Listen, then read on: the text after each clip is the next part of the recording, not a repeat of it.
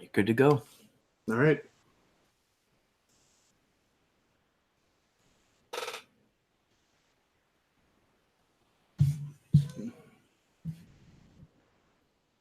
All right.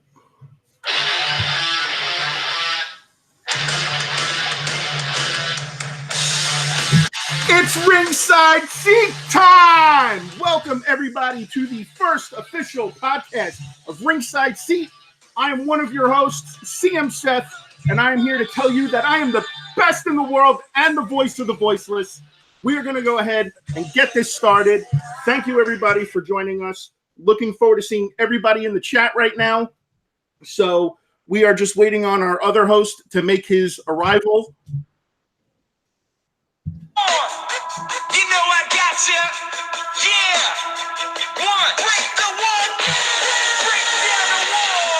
Ringside is 90. Your YouTube Universal Champ is here. The Hunt Champ is here. I'm rocking double belts, baby. You know what time it is. We're waiting for all the haters to trickle into the chat. I can't wait for it. Seth, thank you for joining me and thinking up of this incredible idea. You and me sitting here talking wrestling. Finally, you know, it's actually been in discussion for months. You know, you know what? And honestly, because we finally both of us feel like there's stuff to talk about finally. So without a doubt, there's a lot to talk about, and especially after what has happened this past weekend, man. Yeah, that was crazy. AEW kicked off their first pay-per-view, Double or Nothing, from Vegas, which was an amazing pay-per-view. If you guys haven't seen it, you need to go see it. It was absolutely amazing. It was definitely better than any pay-per-view that WWE has put out so far this year, by leaps and bounds. So I mean, it was amazing. It was fun. It was fun to watch. It was entertaining. It held my attention the entire time. It wasn't predictable, you know, because we all know what it's like when we're watching WWE stuff, how predictable WWE stuff is. No, for sure. And so, I agree with you on all ends. They hit everything on all check marks.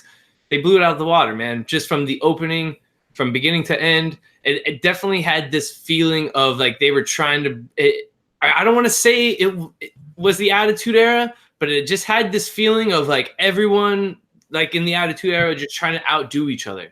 Yeah, you know? It was just something that everybody was just trying to like outshine each other. And we got to shout out C. Woodard in the chat. What's going on, C. Wood? I sent you a link. You want to hop in?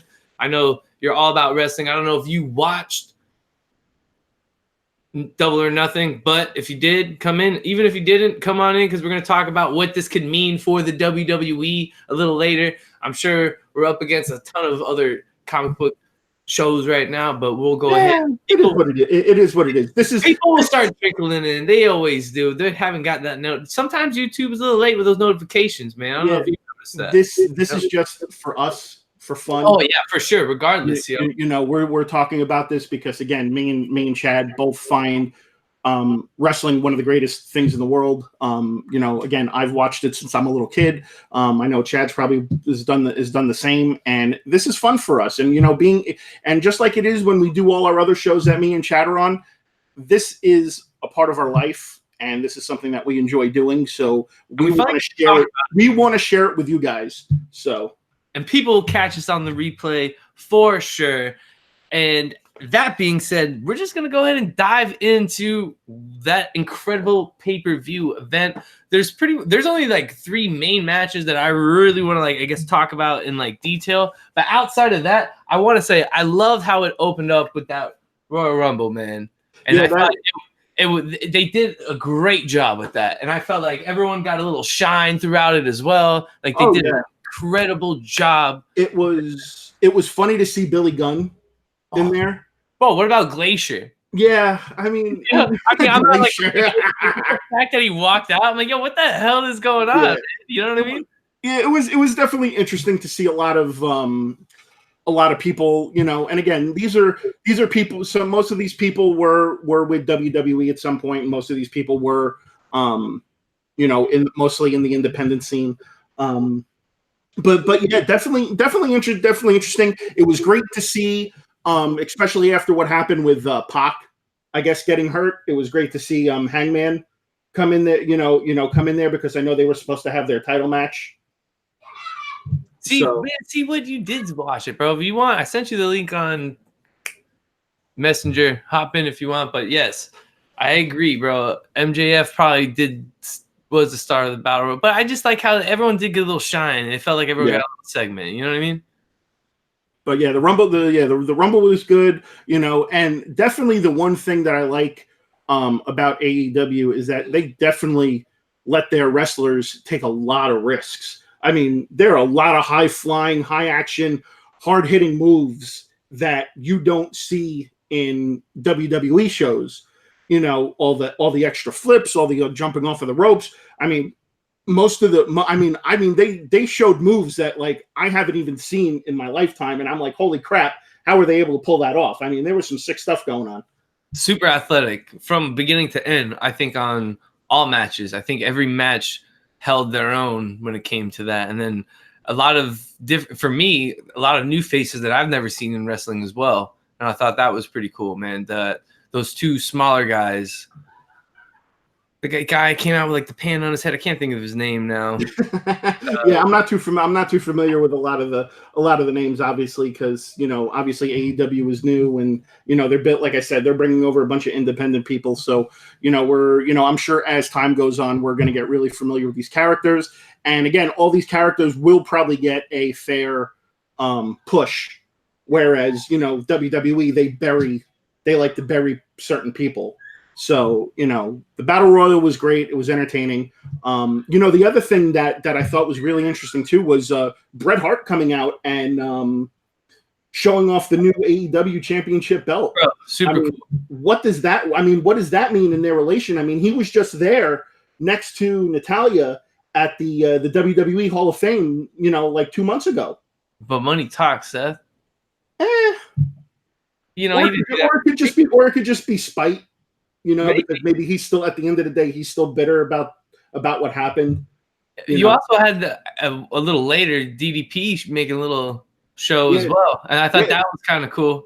Taking away. Yeah, Brandy Rhodes. Yeah, DDP showed up, but DDP showed up. Luchasaurus. Yeah, sorry. Like I did love Luchasaurus, by the way. Luchasaurus was awesome.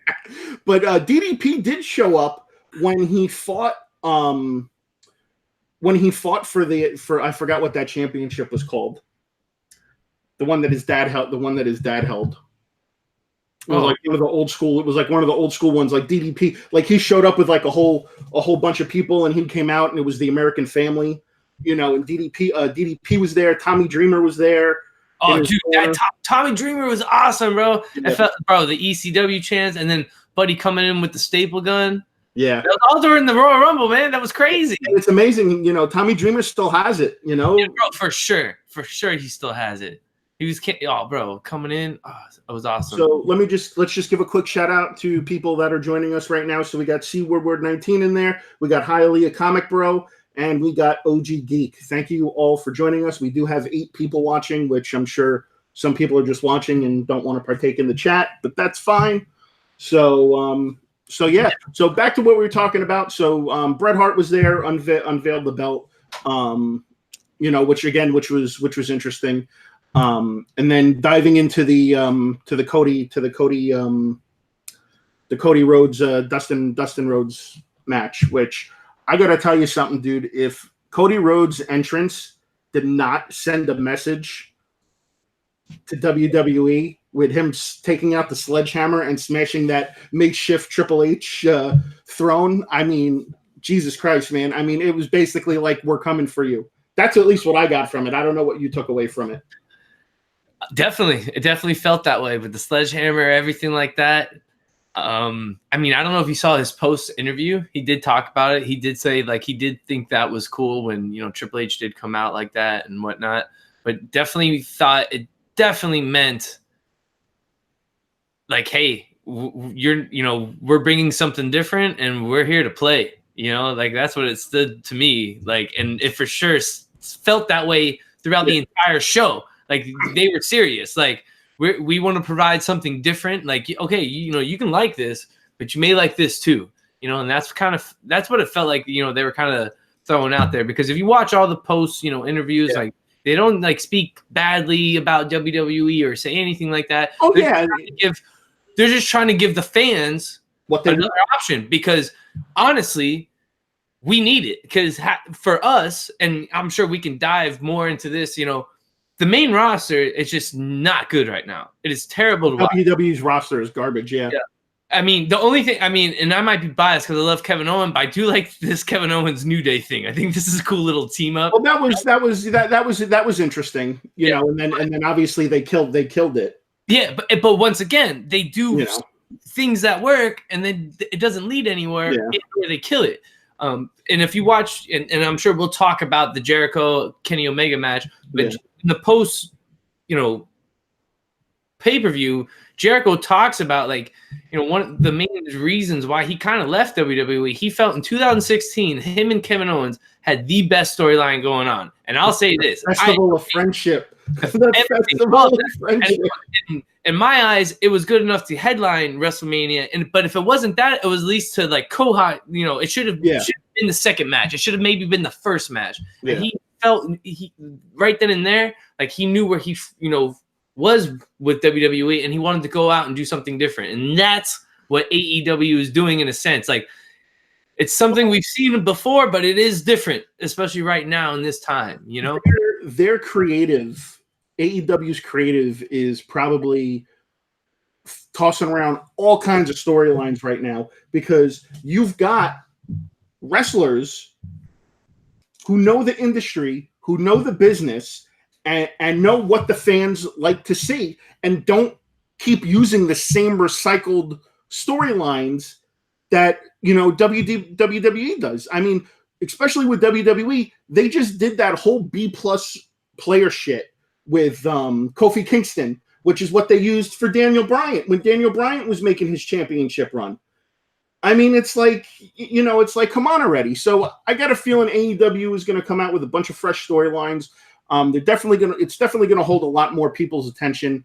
I feel WWE is definitely in over their head right now. I think Cody Rhodes, smashing the throne during his entrance made it made a statement, and that statement was, "We're coming, get ready," and that was it. And I felt like that was the Monday Night Raw. The Monday Night Wars are going to start again. For sure. I mean, outside of that, I felt like they made a statement just from the show from beginning to end. For those of you that have not seen it, and thank you for those that keep coming in and watching. We also got Edrigan Montoya.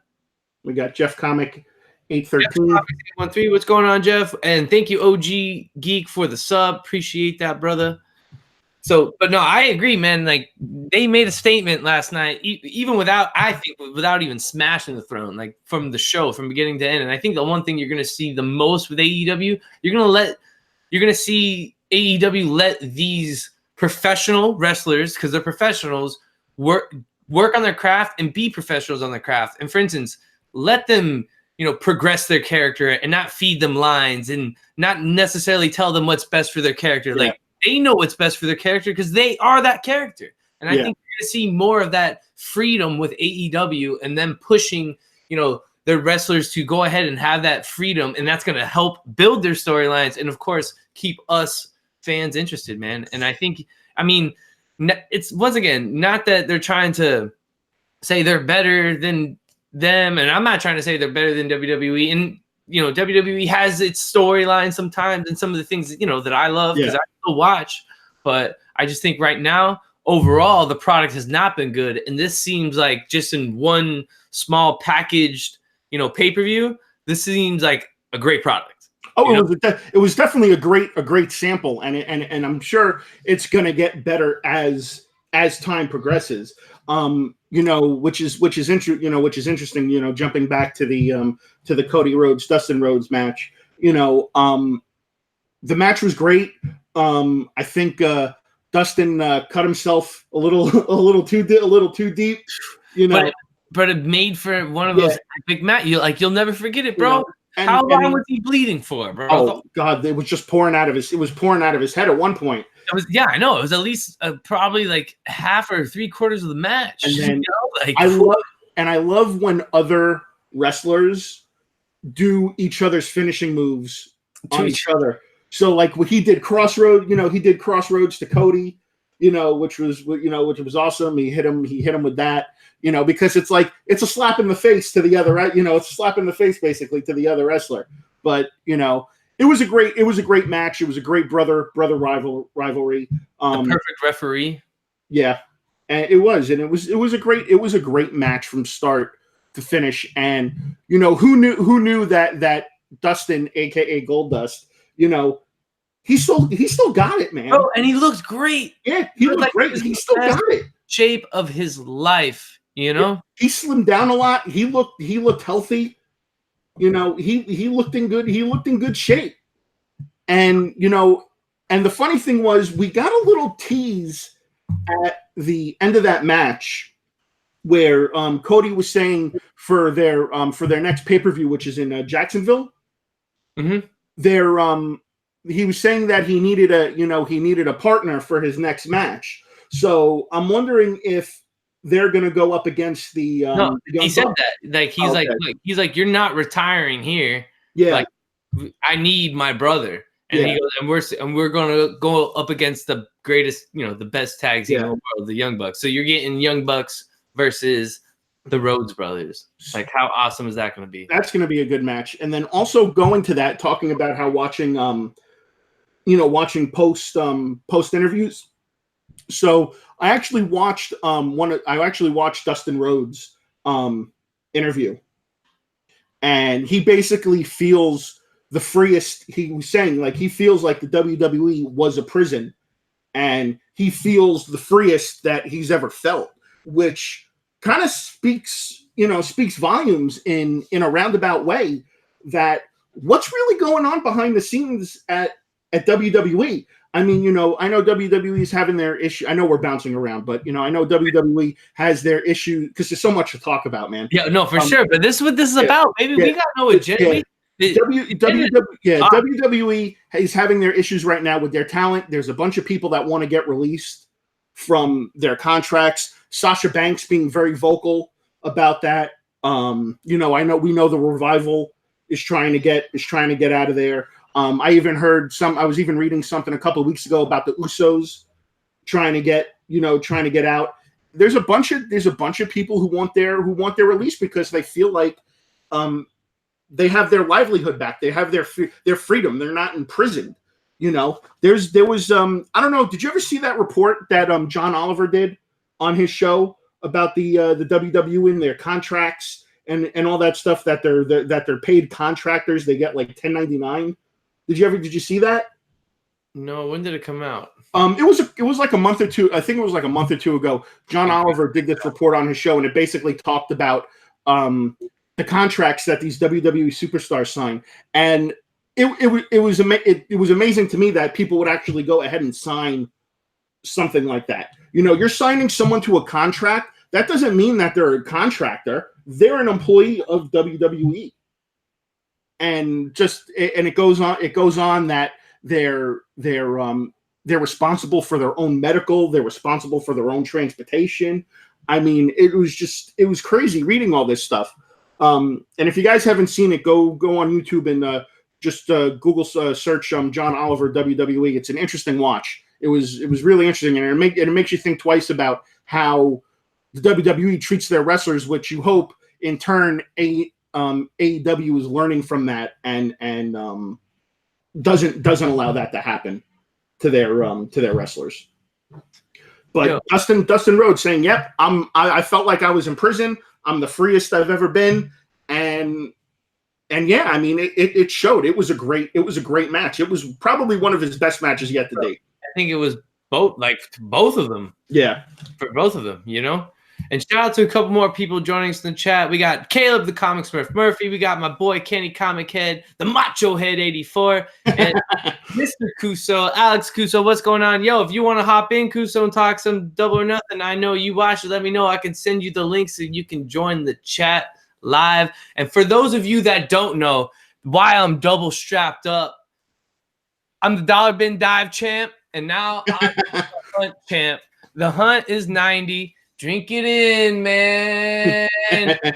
So good to be champ. I got a big target on my back. I'll be defending my title, not this Friday, but next Friday on Tony Sanders' show. I got the rematch against White Whale Comics, Tony Sanders, JD Flair, and the Heartbreak Kid, Jeffrey Comic-Con Henson. But until then, I'm strapped up with double gold, baby, and I had to just show off to all the guys that didn't already know. So looks like you just named off a bunch of people that just made the list. Oh, a whole bunch of people that just made the list. Yo, and shout out to my brother Steve Whiting, man. Steve, thank you for joining us. You are the man. Him and Hialeah Comic Bro are my MegaCon family. We went hunting for MegaCon. It was awesome. And Alex Cuso, do the 24/7 rules apply for those belts? You know it, bro. I'm all about the hardcore 24 hours. I'll never forget that match. Who was it? It's not even hard. It's not even hardcore. You're just defending it. It's basically they brought back the hardcore belt without the hardcore, which is complete bullshit. If you ask me, if you're gonna bring something like that back, bring back the hardcore element, please. No, I hear you. But I used to, bro. Who was it? Pat Patterson that won it. Like Pat Patterson. When it was like 1, 2. Yeah. Like, but he was sleeping. Oh, yeah. It was so good. It was so good, yo. And then the Jericho Omega match. I mean, dude, Jericho's entrance. Hold on, before they how about that Young Bucks match? Yeah, that Young Bucks match was pretty good, man. I mean, listen, again, I love matches where there's a lot of Jerry Briscoe. It was Jerry Briscoe. I like matches that are very entertaining, and that match was very entertaining. A lot of high flyers, a lot of super kicks. I mean, again, a lot of moves, a lot of wrestling moves that I haven't seen before, and you know, these guys put their bodies on the line to entertain us. And I felt that was the most entertained as far as watching wrestling it's been in a while. No, I agree. And I felt like, you know, that Young Bucks match was freaking awesome from beginning to end, especially with Pentagon Jr. and I forget the name of the team, but you know, from beginning to end, super entertaining. And then leading up to the main event. Oh my God, dude. Jericho's entrance was probably the best entrance of the night by far. How he did the tease with the lion heart, and then he went into the list of, you know, he went into the list of Jericho, and then he went into the light up jacket, and then he went into his new gimmick, playing to all the nostalgia that made him, you know, what he was. And his entrance was awesome. So I got to give it up to Jericho. You know, and what is it? Kenny Omega was wrestling with a broken nose. Yeah, because Jericho punched him in the nose, and that's why Omega started bleeding out. But that match, you know, I thought, you know, overall it was a great match as well, super entertaining. I did watch the first one. I don't know. I might have liked the first one more, and it might have been just the whole Jericho with the camera and everything like that, you know. But I felt like it was, you know, the like cherry on top to the night, you know, and then same thing, you know, you had the blood just adding to the whole, you know, match and everything like that. And then, you know, shout out to Jericho, man, 48 years old and still, you know, he looked like he put on a little bit of weight. Jericho looked a little chunky. I'm not gonna lie. Yeah. But the fact that he was able to move that well still speaks bounds about his conditioning and how he's managed to keep himself in shape all these years. No, for sure. I mean, the guy's 48 years old. He's been wrestling for like, what, 29 years now or something like that? So, I mean, just shout out to him and, you know, shout out to him taking a chance, you know, on AEW. And you definitely know, especially people like me, because I'm a Jerichoholic for sure, that, you know, when he went to New Japan, you know, I didn't watch any New Japan before that. My brother used to watch New Japan. And like my boy Kuso, like he's been in New Japan for years. He's been trying to get me and my brother to watch it. But of course, when Jericho went, that's when I was like, all right, let me go see what's up with that, man, because I'm a Jericho fan, you know. And I got into New Japan. There's great wrestling over there, and you got to introduce me to guys like Kenny Omega, the Young Bucks, and whatnot, and then the Bullet Club and all that type of stuff. So I think it's cool to see that they're trying to bring what they were doing in Japan, because they had something awesome going there, some of those guys, and bring it here to the States, because they can definitely see that us, the fan base here in the States, we are craving that, man. Because a lot of you can just see it when you were watching Raw or SmackDown. People were wearing Bullet Club shirts. Oh, and yeah. like that. You know what I mean? So like we were craving that here, and I think it's awesome they've kind of brought in a piece of that here. WWE over the years has become very watered down, very PG-ish, and it hurts. What is that? The most electrifying man. Oh no, I have to strap up for sure. The tone. Just remember right now. Don't knock down any of your pictures. I'm not. The Hunt is 90, son. Don't forget it. Drink it in, Tone. I'm double strapped now. It feels great to be champ, and I'm ready. Gonna call you Chad Two Straps. Chad Two Straps. The Tone. Next Friday, I'll be ready, baby. If you guys haven't checked out Tony Sanders' channel yet, make sure you guys go do it. He has a great show called The Hunt, and I'm just happy that I can call myself the champ right now. And you want to make sure you're there next Friday as I defend my title and be the first retaining champ that ain't part of the panel. So you best believe Y290 is ready to stay, baby, because I got bangers for days. Outside of that, we got D-Run Comics in the chat saying easy champ. Yo, D-Run Comics. Hey, don't worry about it. I have to take it easy, D-Run. I'm ready to play, baby. I've been to the top of the mountain, and I'm here. And I'm ready to rumble with anybody that's trying to get into the Comic Squared ring. So let's do it. But definitely go check out Tony Sanders' channel. He's also got another great show called What's Your Grail? And I hope to soon to get on that, because I have not been on that show yet. And I got some books I can show off on that one, Tony. So let me know, brother. Tony Sanders is saying you can hear them typing my name. The Tone. I love Tony, man. Shout out to Tony, shout out to D-Runk. You guys are awesome. Thanks for joining us. And please let us know what you guys thought about Double or Nothing in the chat, man. What you guys thought about the pay-per-view? What was your favorite match? Who is possibly your new favorite wrestler in AEW? Because I can tell you who mine is. We already know who mine is. Yeah. We don't even have to announce. Kenny Omega, the Jericho match was a great match. There was a lot of action in that match. Unfortunately, Omega didn't win. Jericho needed the win on that one. Omega beat him the first time. Yeah, but Jericho now gets the title shot against Hangman Page at whatever the next pay-per-view is for that. However, we did get a surprising WWE superstar coming in the ring at the end of that match. Dean Ambrose, otherwise now known as Jon Moxley, coming in the ring. He DDT'd Jericho. He DDT'd the referee, and then he basically dragged Omega all over the arena and beat his ass. And then he DDT'd him on top of those the poker chips, and then he kind of gave him like a fake makeshift attitude adjustment off the poker chips and through the stage. So it was great to see Jon Moxley again, aka Dean Ambrose. I think that caught the world by surprise. I'm going to say it also caught me by surprise, because I thought from things that I've read and things that I've heard that he was solely going to be doing just independent stuff. And I don't think he was officially signed with anybody. But now that he is officially signed, they said that they assigned him to a multi-year contract. I think, and Alex is correct too, he's also going to be doing some stuff in New Japan too. But it's interesting. It's definitely interesting now. Especially with the send-off that WWE gave him, where they were doing all the Shield stuff and they were promoting him and they were hyping him and they gave him such a good send-off. I wonder how this is being perceived at WWE right now.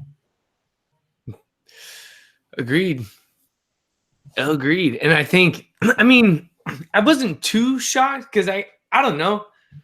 Like, I know everything said he was going to do the independent thing, but at what it seems like they were trying to do, like even leading up to this, like the whole press conference and even like the amount of talent they already got why wouldn't you want to be part of that? You know? Yeah. And I'm sure when they approached him, he was probably like, you know what? Hell yeah, let's do it. And they're probably still open to him, going to New Japan and all that type of stuff. So I'm all about Jon Moxley. And then come on, him coming on, and he was just straight up Jon Moxley, and he cut an incredible promo after that. I don't know. That promo killed, and it was definitely taking a shot at WWE for sure. No, without a doubt, man. And that was a sick promo. Yeah, so he killed that promo after that as well, man. So just shout out to AEW, man, for bringing something different. And it looks like the Monday Night Wars are back, because you already know they signed Turner. But it's interesting though, because no way they're not going to be showing up on Monday night. Well, right? see, but that's the thing though. That's what's interesting. I was reading something that said their show is possibly going to be Thursday night. Really? I was reading something that said their show is they're not definite yet, but one of the talks were Thursday night, which is interesting in a roundabout way, because Raw's on Monday night, and then once they actually make that transition in October from the WWE from USA to Fox, Fox wants to air SmackDown on Friday nights. So if AEW does do that show on Thursday night, there's really no competing. There's going to really be no Monday Night Wars, because they're going to be on different days. They need to either need to be on a Monday night, or they need to be on a Friday night. If they're gonna want to compete and bring up those those type of ratings again, and it's definitely gonna be interesting. With WWE moving to Fox, Fox has actually put a lot of strain on the WWE, because that's why we're seeing right now. Like, they did that whole thing a couple weeks ago with the Superstar shakeup, but you saw clearly it didn't work, and people are bouncing back and forth between shows, because that's not what Fox wants. That's not what Fox wants. Fox wants everybody to bounce around. So what we're seeing right now in the WWE with all the bouncing around, it's because of what Fox solely wants, and not what WWE's storyline is supposed to be consistent with. So again, I would definitely like to see them on Monday night to compete against Raw. I don't think SmackDown has ever really been a strong enough show, in my opinion, for another promotion to go up against it. I think if you're gonna compete against WWE, you've got to do it on their biggest show, which is obviously Raw. So if they do it, it needs to go on Monday nights. All right, and see what you're saying. I keep hearing Tuesday nights after SmackDown moves to Fridays on Fox. Yeah. So, I mean, regardless, as wrestling fans, the more wrestling, the better, right? Even if it's another night. But I think moving it to Friday night kills it, because who's home on a Friday night? Yeah, it's true. People are out, they're drinking, they're eating, they're going out. Yeah, but then again, they're trying to target more kids. It's more PG than ever. But that's the thing, though, man. They got to understand wrestling really isn't what it used to be. Okay, when me and you used to watch that shit back in the day, that was the Attitude Era was the greatest period of wrestling, hands down. And I will say that to the day I die, because there was no PG, it was no being politically correct. They went out there and tried to do the most outrageous, most entertaining stuff, and people loved it. Now, because times have changed, and people want to be more politically correct, and you can't do a lot of the things that you used to do on TV. It's become watered down, and it has, unfortunately, like you said, become more oriented towards kids, and it sucks, because last time I checked, me and you aren't kids. Yeah, that's true. So that's how I feel about it. See, Woodard makes a good point too. Fridays have never been good for television. They used to be the death slot for Fox, not to mention ECW on TNN. Ha ha ha. Super funny. That is great, actually. And what's up, Gray Man? I will preach. What up, Skittles Freak? And the Gray Man, thank you for joining us. I know you were in here earlier as well. Yeah. He says blue brand or red brand, doesn't matter to him. It's all the same to him. Right now, it's all the same, because it's all pretty much not good. So and clearly, you can tell that WWE is freaking desperate right now because really they had to bring back Brock Lesnar again.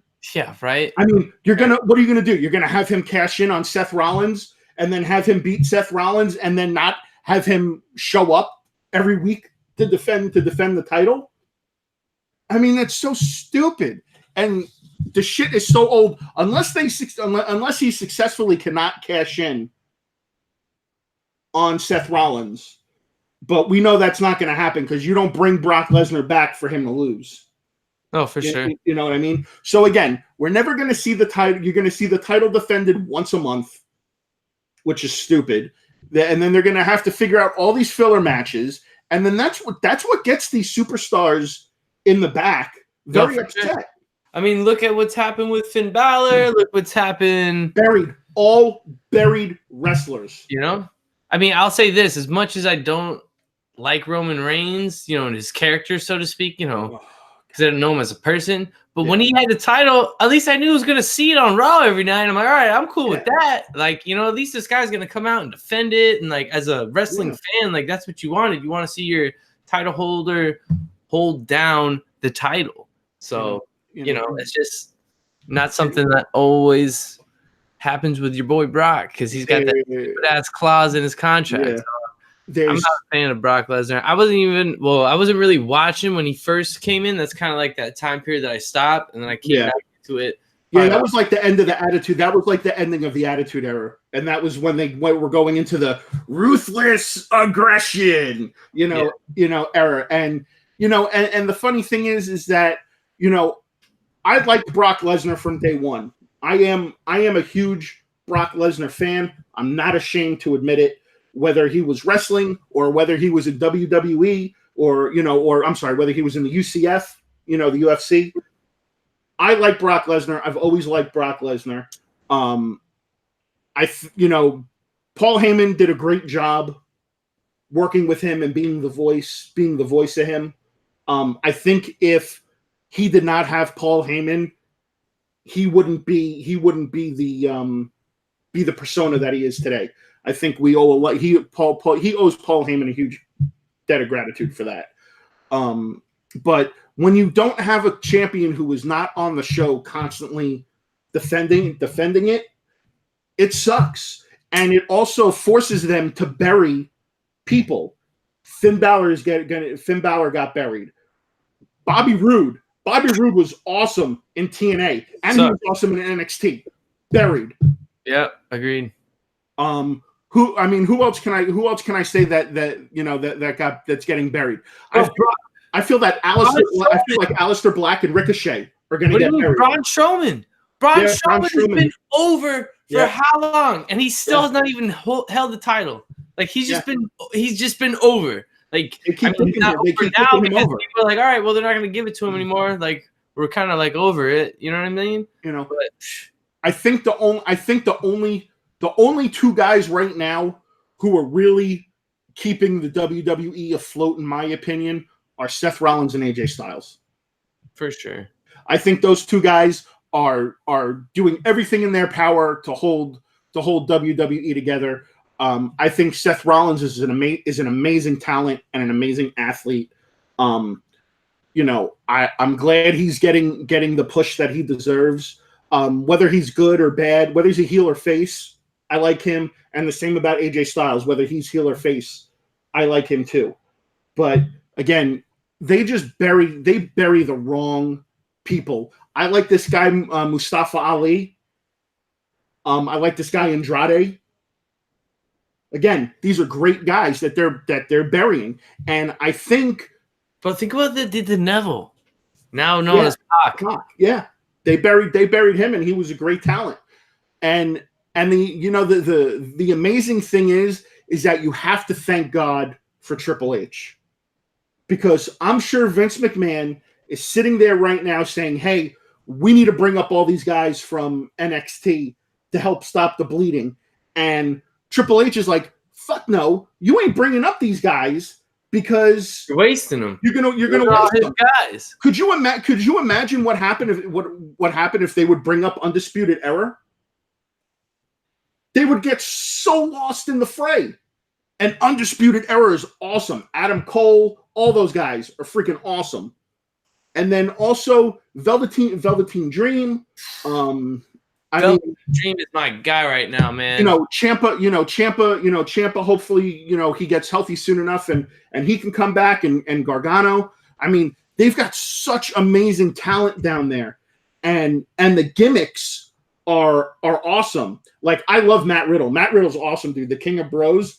Bro. But yeah, I love that gimmick, dude. That gimmick is awesome. But again, these are all guys that if they were allowed to be brought up, they would get lost and buried. No, for sure. The Dream is awesome. I'm all about Velveteen Dream. That is my guy, yo. Yeah. He should have been like NXT champ a long time ago, son. But it's not what they just gave him. What, the North American? Yeah, I know. And he's had like countless amazing matches. Every match that they put Velveteen Dream in, he kills it for sure. Yo, shout out to Biggie Shaq in the building. Just so you know, Biggie Shaq, we double strapped up. Actually, this one's actually signed by Chris Jericho, Y2J himself, I guess, since I'm showing it off and you can see it. But you already know, YouTube is 90. Drink it in, man. Drink it in. We got the Nightmare 22 saying, Seth, no Matt Riddle, hell no, and no Dream. Come on, dude. These guys are great. These guys are great performers. I mean, again, everybody's entitled to their opinions, and I understand that. But again, I'm very thankful for Triple H. That Triple H is basically, I feel, trying to protect these guys from coming up and getting buried. And again, like, I mean, look what happened to Aleister Black and Ricochet. What do they do? What are they doing right now? Nothing. Yeah, nothing. Aleister Black is an amazing talent, man. Yeah, Aleister Black is an amazing talent as well. No, for sure. And so is Ricochet, and they're both buried. And I hate this, and I hate to see that. And I think that's why you hear all these rumors, especially like Sasha Banks, how she wants to get out of WWE. The Revival wants out of WWE. The Usos. There's a bunch of people backstage that are not happy right now with WWE creative. And believe it or not, a lot of the WWE superstars on Saturday when Double or Nothing was on were tweeting out how much they loved Double or Nothing. Yeah. So Big E was one of those tweeters. Sasha Banks, Bailey. I forgot it. Matt Hardy. No, and they're all friends, and of course all that gets taken out of the context because they're for two different companies. Yeah. Now let me ask you this, Seth: when Vince eventually lets go of like the main roster and control, and maybe lets Triple H start taking more control over it, do you think possibly the product could get better? Because for the most part, NXT overall is a great product, and I think for the fans love NXT. There is not a doubt in the back of my mind that once Triple H takes over, WWE will get better again. Vince McMahon right now should be more focused on building the XFL again, only for it to crash and burn. So, he can focus on that and let Triple H take over. Let Triple H take over. Yeah, because he's doing a great job with the talent down in NXT. And if you look at all the talent that has come out from NXT, Kevin Owens, Sami Zayn, another guy who gets buried, Sami Zayn. And Kevin Owens has gotten, he's gotten a little, he's gotten some runs, but then they, put him down, they bury him. He also got hurt. Well, he also got hurt too. He was just recovering from double knee surgery. But before that, he was doing his thing. Like, yeah. I'm not, all right, not to say anything, but the new face of America, that was a great gimmick. Yeah. And he was killing that. And I don't think anyone noticed, but every time that he would come out and they would put his face on the floor, he would never walk over his face. Never. He would always go around his face. And I'll never forget during TLC, they had all those ladders there. I don't know if you remember that. I'm like, yo, how's he going to do that? He went around all the ladders so he wouldn't walk around on his face. I'm like, bro, that's genius. And nobody, and he's the new face of America. Like, get out of here. And they buried that. Like, I don't know. Like, I think they bury all those guys that have come up from NXT. So outside of him getting hurt, though. Yeah. So C. Woodward 19 just actually brought up a very good another wrestler. Shinsuke, for sure. Dude, could you imagine Shinsuke leaving and going over to AEW right now. I mean, could you imagine a match between Shinsuke and Kenny Omega? That match, I mean, I'm sure it's already happened in New Japan, but the match would be amazing. You know, there's matchups there. Buried for sure. Look what he's doing. Rusev. Oh, They had gold with Rusev Day. They had gold, and they pissed it all away. Bro, think about how big Aiden English was at that point. Yeah, that was probably the highlight of his career. That was definitely the highlight of Aiden English's career, for sure. And now he's been reduced to commentary. So, I mean, it's amazing all the talent that is getting buried. I mean, look at Tyler Breeze. Tyler Breeze was amazing in NXT. They brought him up. He was doing okay for a little bit, and then they paired him with Fandango. Yo, but I'm sorry, but I love the Fashion Files. Fashion Files. Come on, man. The Fashion Files are great. No, and that was good. You know, but then our day will be H. But now he's back down in NXT fighting Velveteen Dream. Yeah, it's true. So, but what is it? Biggie Shaq is saying Ryback. To your point, I hope they don't call it Velveteen.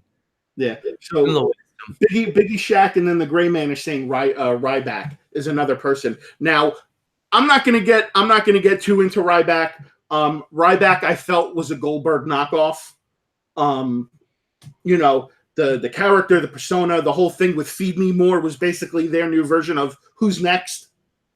You know, with Goldberg. So I wasn't a particularly good fan of Ryback. You know, he had some decent moments, but again, I just feel that Ryback was not meant for that. And another person who I feel like they're completely misusing, who probably, in my opinion, has the best mic skills of anyone to date right now, is The Miz. Oh, for sure, man. Hands down. They are killing The Miz right now with this freaking stupid ass Shane McMahon best in the world bullshit.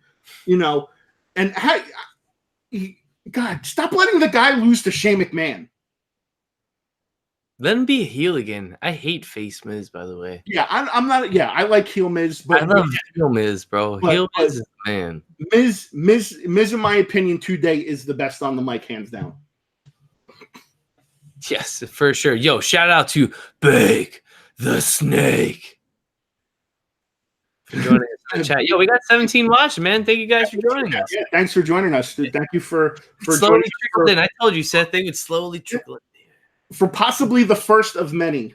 Yes, this is a new thing that Seth and I are testing out. It may be on this show, or it may be on the MCE YouTube channel. And if you have not checked out Seth and I on the MCE, That Geek Show, normally at this time we're on That Geek Show over at MCE. You want to go over there and check that out because you got everything marvelous coming out your way, from statues, pops, now comics. But make sure you go check that out because you might see this on the regular over there or over here. We're not sure yet. We're just testing out the waters. Let us know what you guys think about this show so far and how you guys are enjoying it. I was trying to save this for like the ending topic, but Comic Head 84 brought it up. AEW needs to sign CM Punk.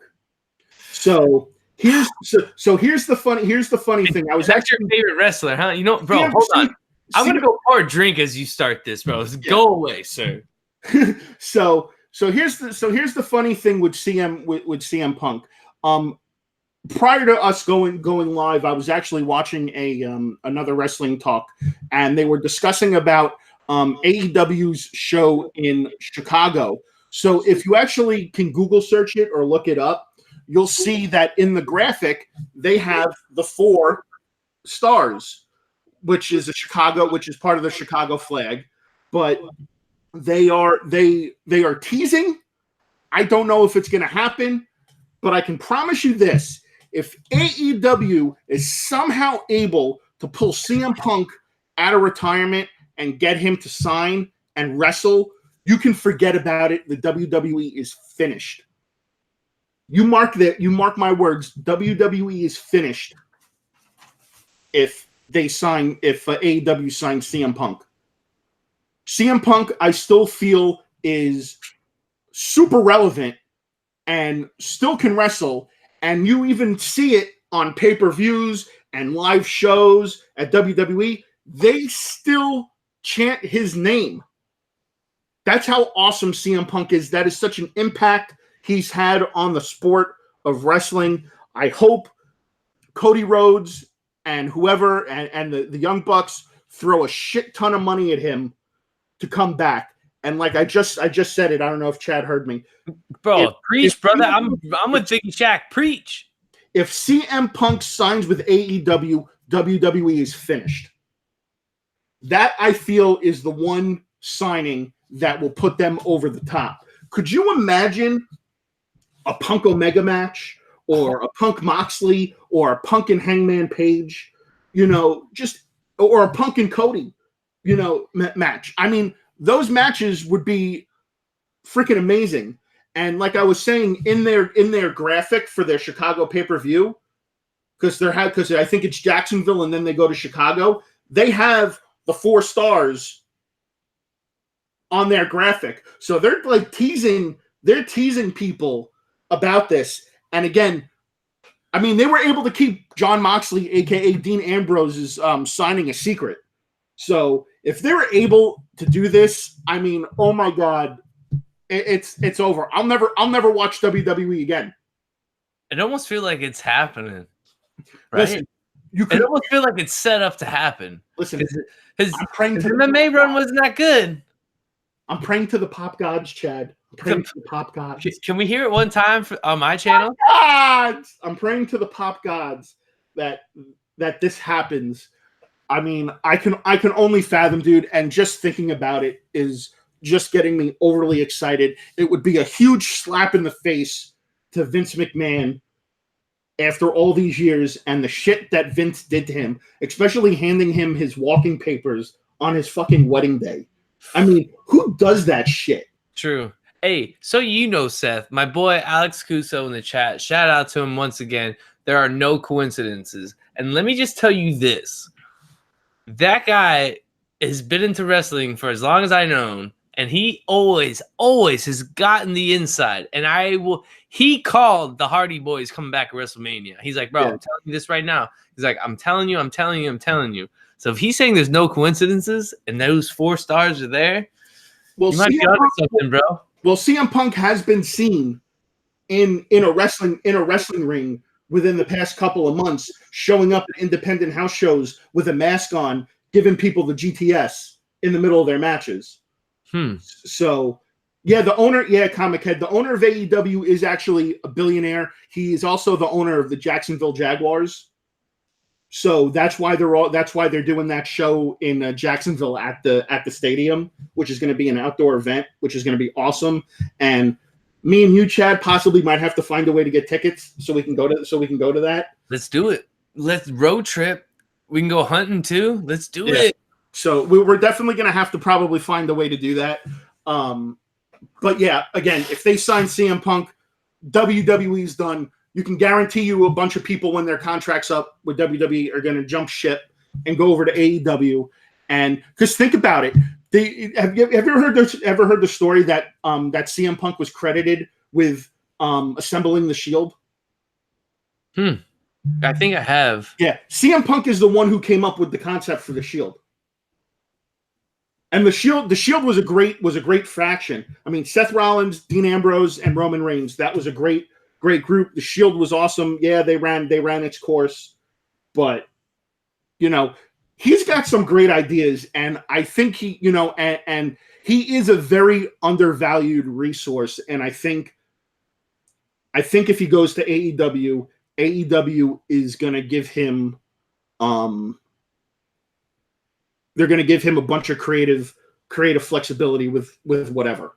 And that's what he wanted. Yeah. That's what he wanted. And it seems, and as I mentioned earlier in the show, like that's what it seems that AEW is pushing at the forefront for these professional wrestlers that are professionals at their craft, on, of course, in the ring, and their characters and what is best for their characters. And I think that's what these guys want, is just creative control, because obviously they're not getting that with WWE. Now, do you think WWE has a response for what just happened this past weekend with it, Double or Nothing? It's definitely going to be interesting. I mean, they haven't been very vocal about AEW, other than the only thing that I've seen that was live was when it was WrestleMania weekend and they were doing the WWE Hall of Fame and they were inducting DX, and Billy Gunn had made a comment saying that he could say whatever he wants because he doesn't work for WWE anymore.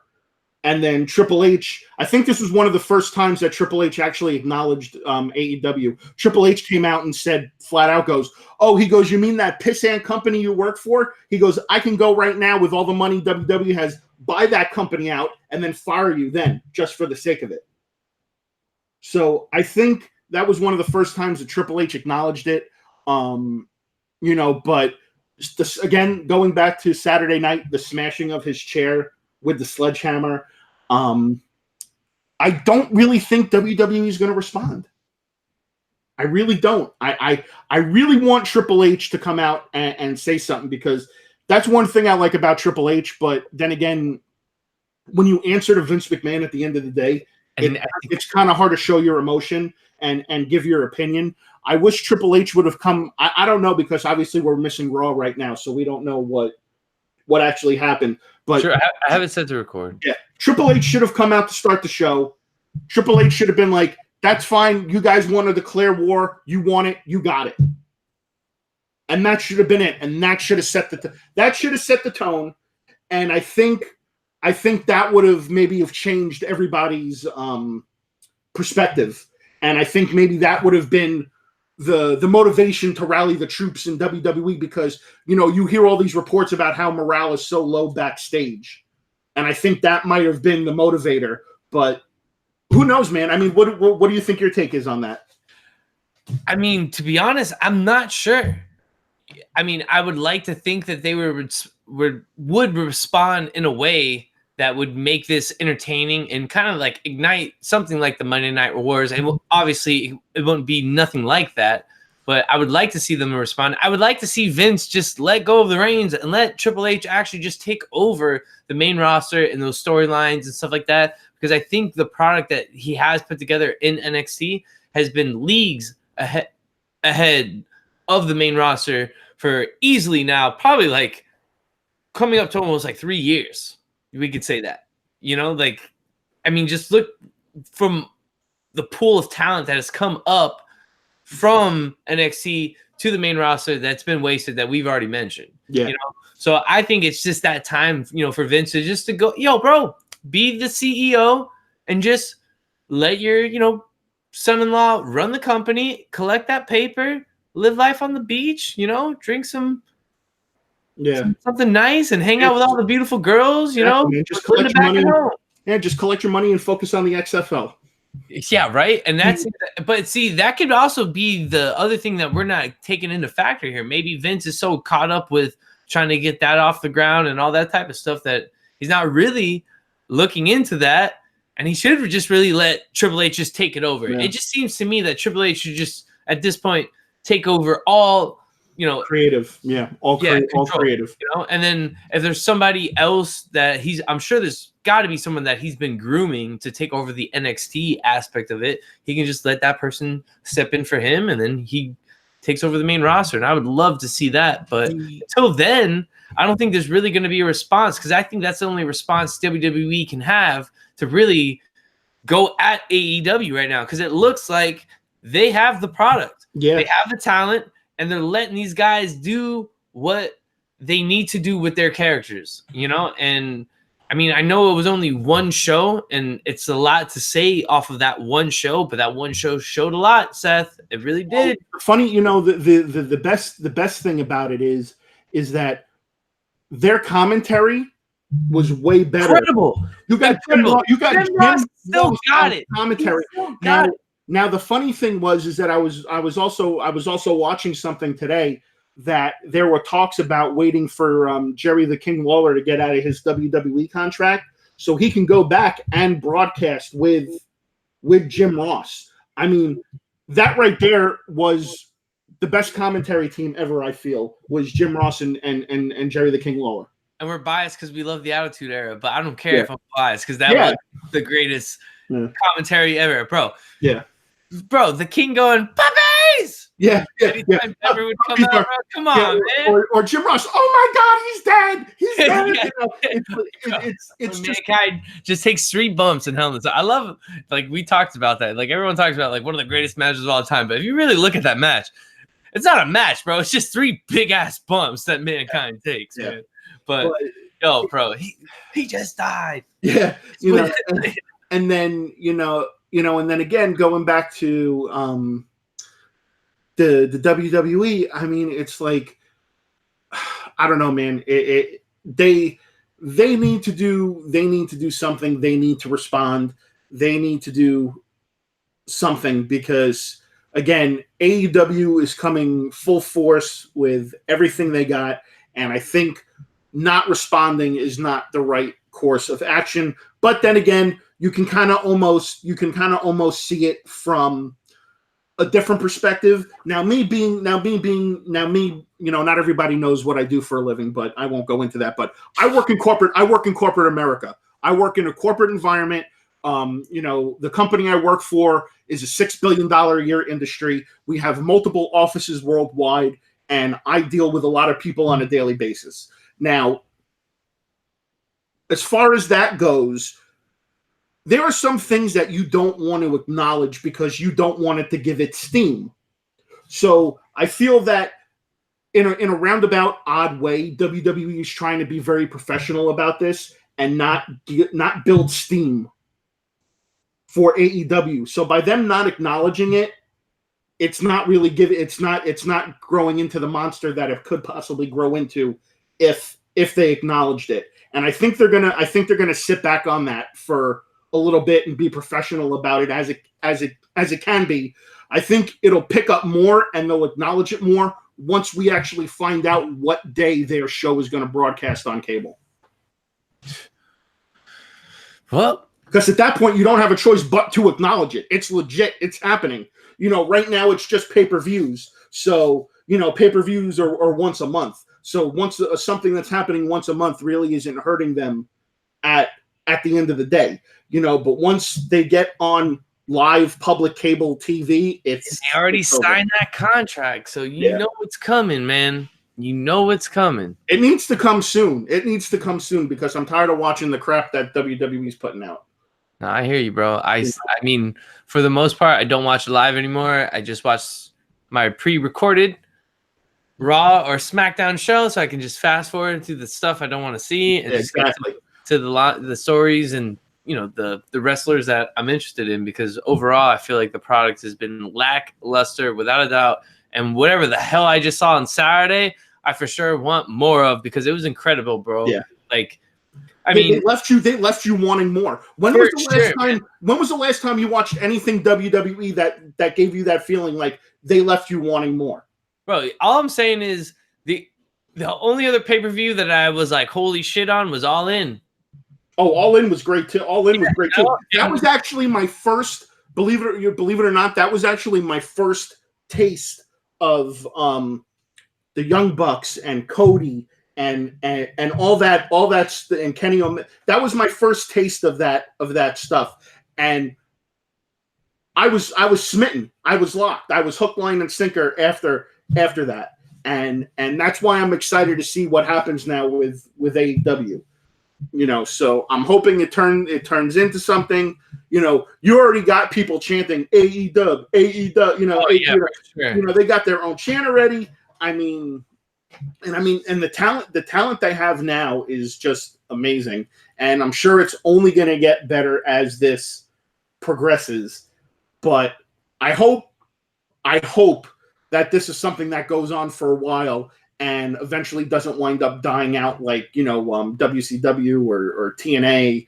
TNA was good. TNA was meh for the most part. WCW, I enjoyed the back and forth, obviously, because then again, you had Hogan, you had the NWO, you had DDP, you had Sting, you had Goldberg, You had Jericho and Rey Mysterio, all these guys, Nash and Hall. They had people who wanted to watch.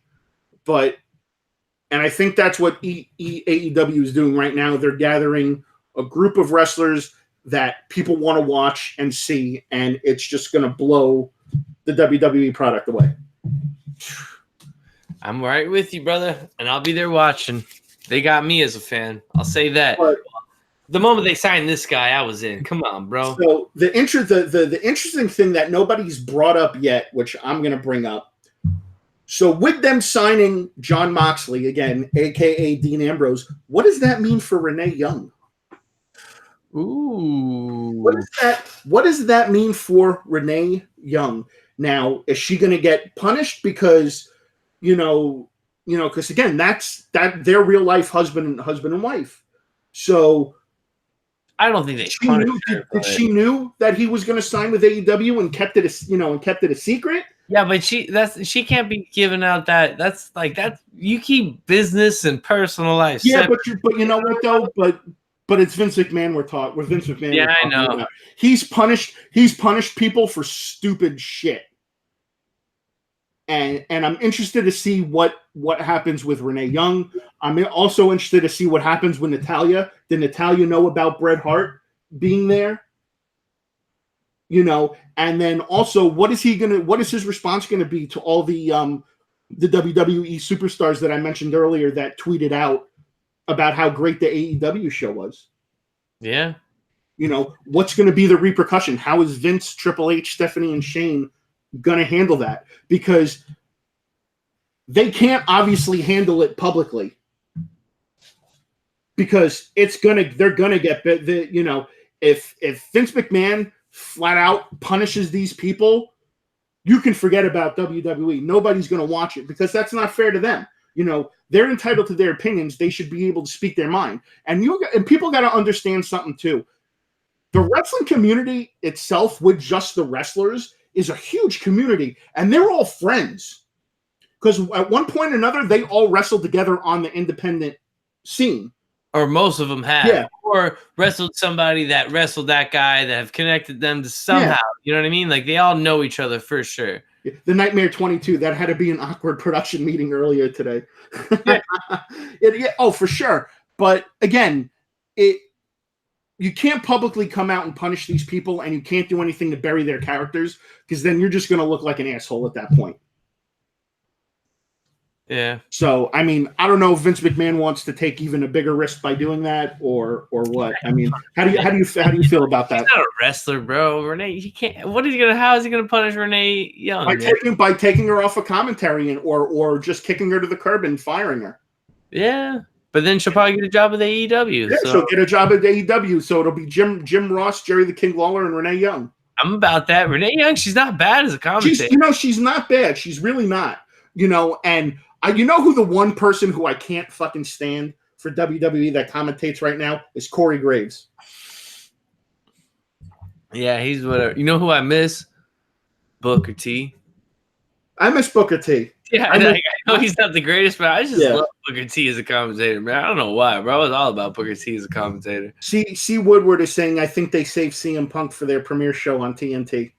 Ooh, come on, man. That would, bro, ratings would just shoot up the roof, bro.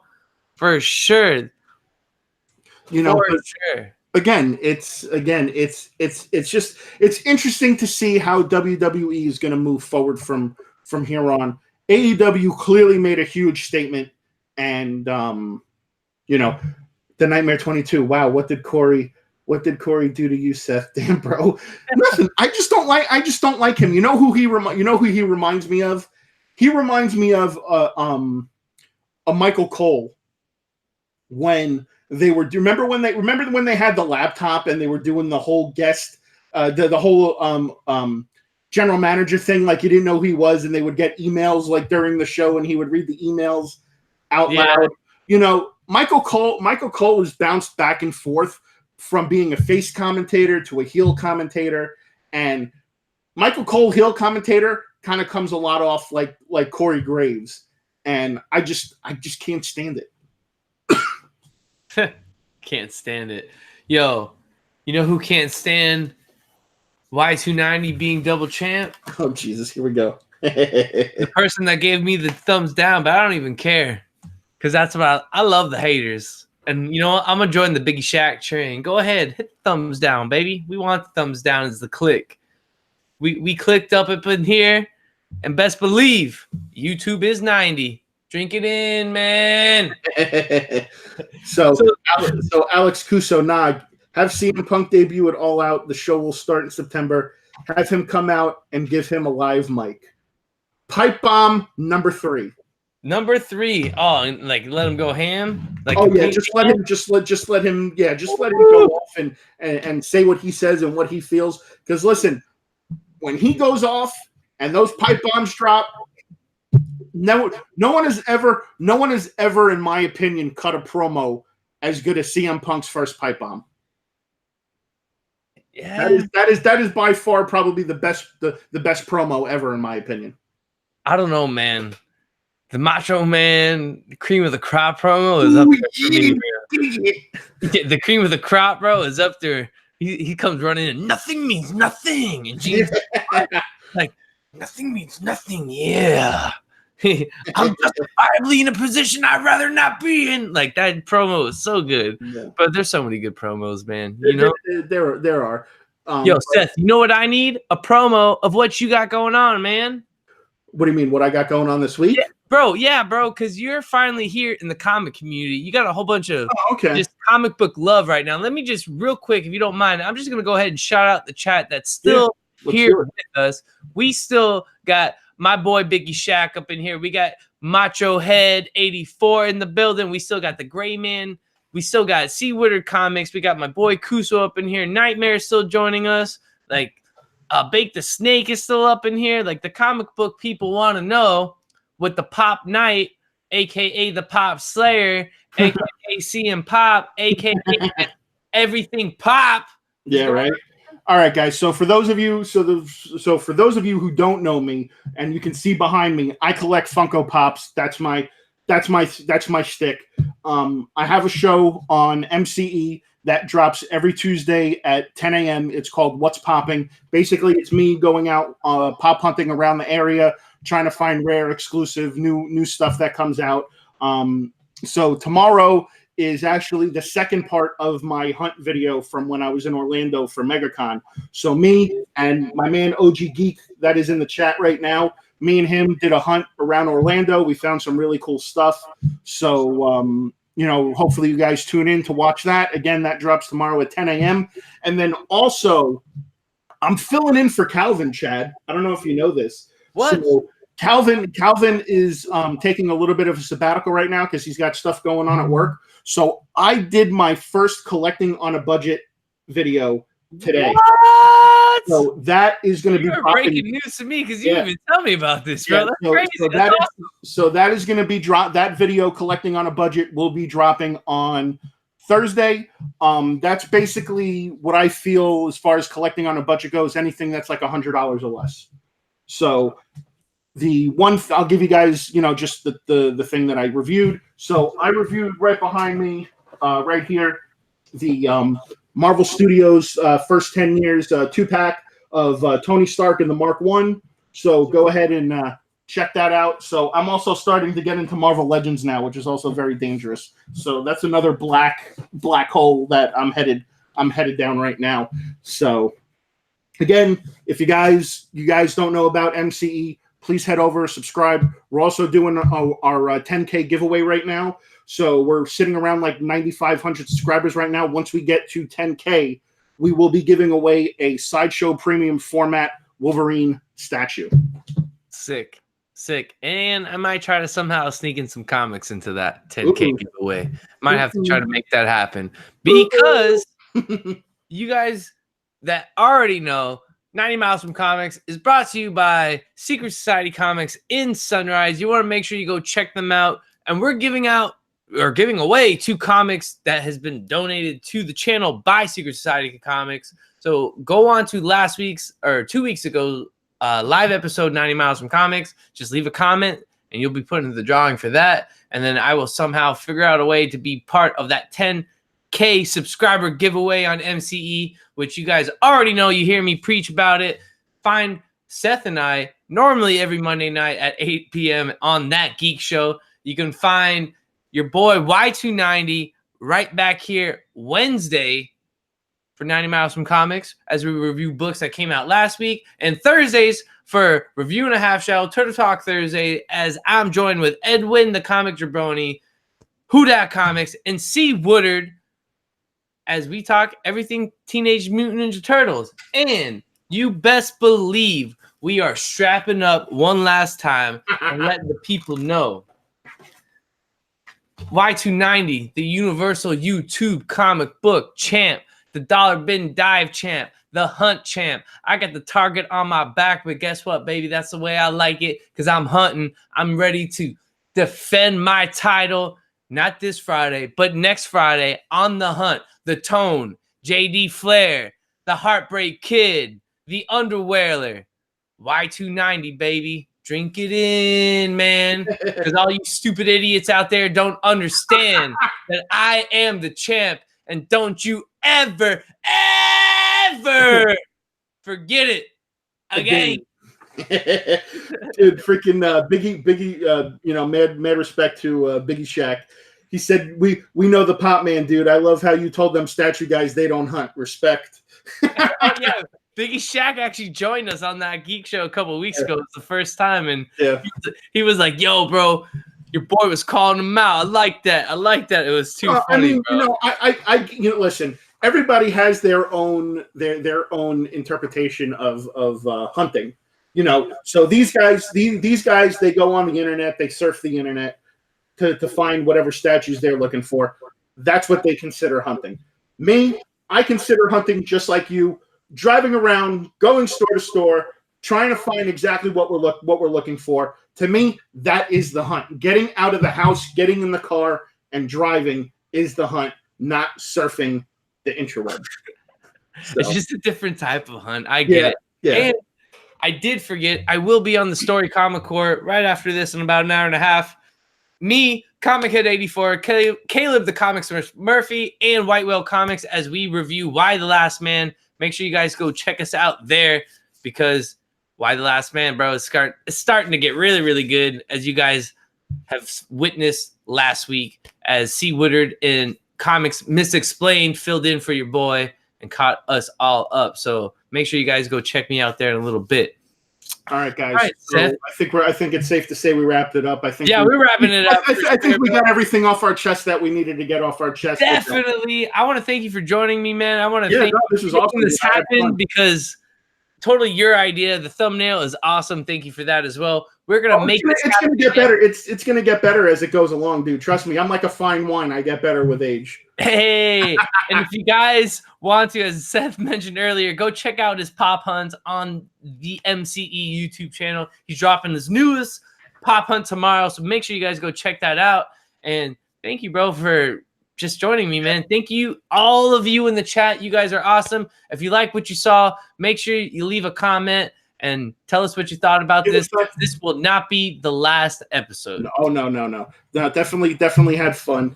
And let's leave it on a high note. In the words of my man, The Rock. If you smell what Ringside Seats podcast is cooking. And if you're not here next week, you just might make the list.